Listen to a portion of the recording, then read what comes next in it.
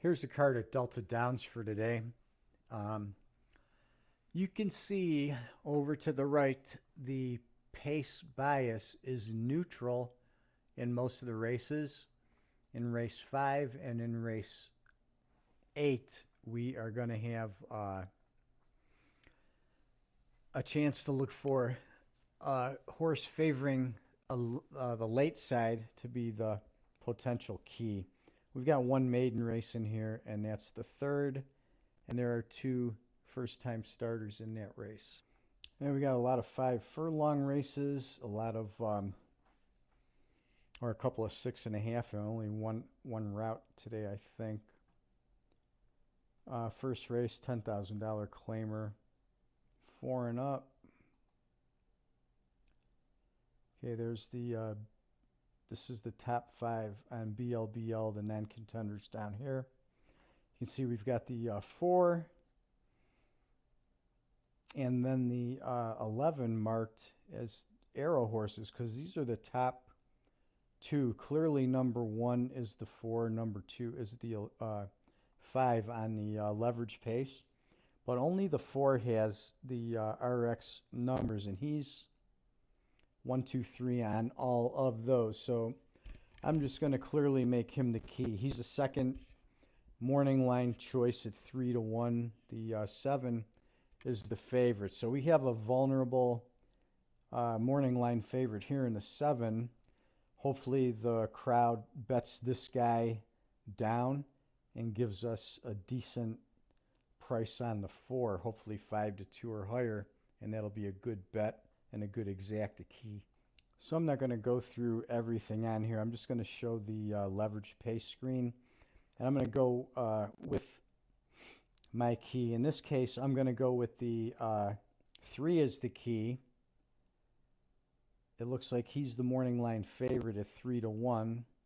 It looks like these 3, the 3, 4, and 9, are pretty close on the morning line. And you can see by the RX numbers and the leverage pace numbers that the 2 horses we would be looking at here would be the 3 or the 9, because we've got decent rankings in both of these areas, whereas the 4 has nothing here on leverage pace except for a 3rd here in BVTR, and the 11 has poor rankings on RX 1, 2, 3. So in this particular race, I'm going with the 3 as a key, number 1 late pace at minus 4.9. I haven't worked through who I'm going to put into the exacta yet, but I'm not going to do that on the video. I'm just going to put out the key horses. This one's a $10,000 maiden claimer. You can see the BLBL is very close on the top 4, 18.8 down to 16. On the RX3, the 1 and 2 have good rankings, and then the top 3 here all have the good leverage pace rankings. So when taking these together, we're looking at the 11, 5, and the 1. In this particular case, I'm going to take a look at the horses' history, because I want to see who's been running against special weight and who's been running at, at claimers, and see if there's any proven loser type in here, anything like that. So we want to kind of look at the 1, 5, and 11. So the 11 was ranked on top. You can see this guy's been out 8 times, finished second twice. Has already run at this level and lower. He finished second at this level 2 back, and then he dropped again and couldn't do any better than 6. He's got speed, but he keeps puking it up. He is going from 5 to 6.5 back to 5, so he may run, more back to this second race back, but I'm not in love with that. Looking at the 5, he's already been running against claimers. He's clearly regressing downward. He was at maiden 32, finished 5th. That was a decent race in his debut, and since then he's gotten worse and worse. So I'm not really interested in him.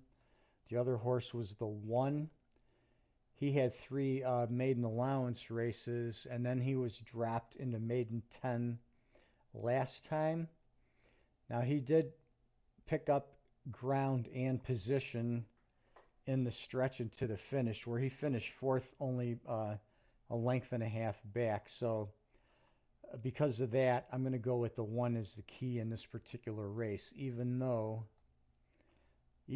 he's really the 3rd choice on the ratings here. I'm going to stick with him as the key. He's also going to have a little value, it looks like, so I'm going to make him the key there. Okay, we don't have to get too crazy in this one. Take a look at these rankings. This is the 4th. The 1 horse, McLaren, I guess is his name. He's number 1 across on everything. The other horse marked is the 5, but he's got very poor RX3. The other 2 only has 2 rankings on the 4 horse here and 3/3 here. So those guys don't have a full set of top 3 rankings. So looking at that, I'm going to just jump here and make the 1 the key, who's also the morning line favorite. But looking at this, one of the horses just right off the bat that I'd be looking at for the exacta would be the 5, to be possibly involved in the exacta. He's also number 1 early, and the key horse, the 1, is the 1st early ranked horse and 2nd late ranked horse. So that horse is powerful on the early and late count.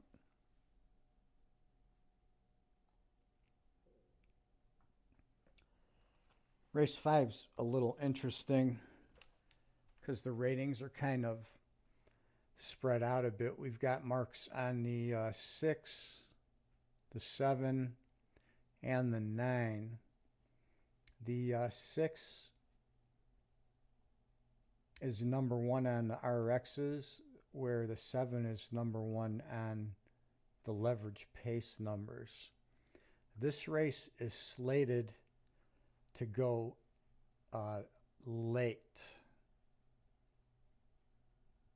So this race is kind of spread out on the ratings, but it looks like the 7 could be a good value key, as he's the number 1 late horse, the 2nd early horse, and the number 1 total pace horse. He's number 1 across all the supplemental rankings. He's got number 1 on leverage pace, and he's 3rd on RX3, and number 1 on VDC and BLBL. So I'm going to make the 7 at the 6-1 morning line the key in race 5. Now in race 6, we've got a $45,000 allowance race for 4-year-old and up. The 4 horse is clearly standing out here on the leverage pace and the RX3. He's also number 1 VDC. The other horse we could look at, the 3, is ranked quite a bit lower than him. This is a neutral pace profile race. The 4 is slightly late here, number 1 on late pace. Slightly late, so be looking to use his energy with the plus side energies in the exacta. The 7 horse does not have good RX rankings, but he's solid on the leverage pace, and he's also the number 1 BLBL horse, so he's definitely an exacta candidate. The 4, what's nice about the 4 here as the key is he's 5-1 on the morning line. He's the 4th morning line choice, where they're looking at the 1 as the favorite, the 7 is 2nd choice, and then the 5 here as the 3rd betting choice. So we could get some good value here on the 4 horse in race 6. Now here in the 7, we've got 3 potential horses here. They're all ranked pretty high. The 1 is clearly ranked number 1 on everything, with highlighted in red. The green is the 2nd ranked, and the yellow is the 3rd ranked. But these guys are fairly close. The 1 and the 6 are the morning line top choices.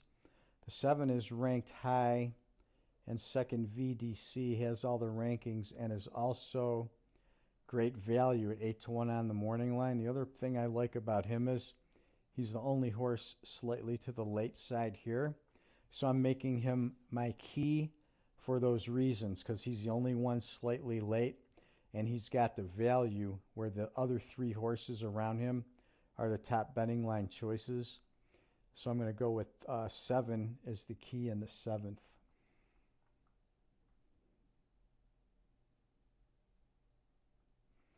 Race 8, you can see the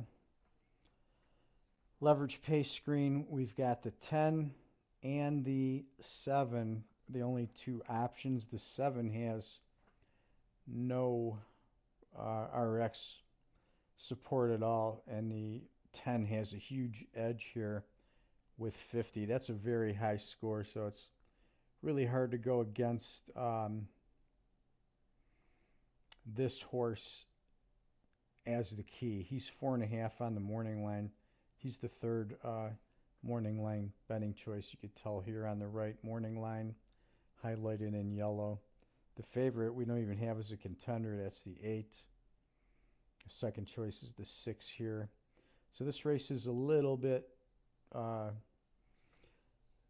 it chaotic, so to speak. The numbers aren't uniform throughout the horse's history. This could be some lightly raced 3-year-olds in here. I'm not going to go through and look at all the horses. It just take too long. This race should have a late bias to it, but this race is leaning to the early side, so I'm going to stick with the 10 as the key anyway here. One thing that I want to also point out, the total pace rating on the 10 and the 6 is higher than the 4 or 5. The 7 I like least, but the 10 really, the choice for key, don't really have any other option in that race. But the 10 is going to be good value. He's got some good running history. Race 9, last race. Again, this is all before any scratches or anything.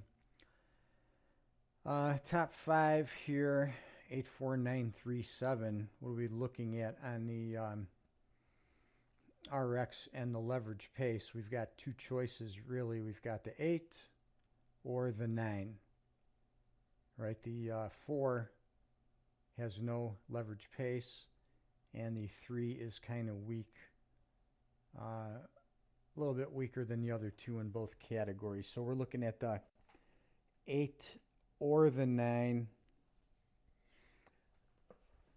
This is a neutral pace again. See, the 9 is the only one that's a little bit late. The others are early. So the 8 is number 1 early. The 9 is number 1 late. So he's really the counter energy horse. So he's a good key. So those guys are fairly close in rankings. They could comprise the exacta, but I'm going to make the 9 the key horse in here. It would take too long to go into detail in each race, but I explained a little bit more in the Santa Anita recap about what I was looking for and how I was choosing a key horse. So anyway, there you have it, some picks for Delta Downs for today, January 9th.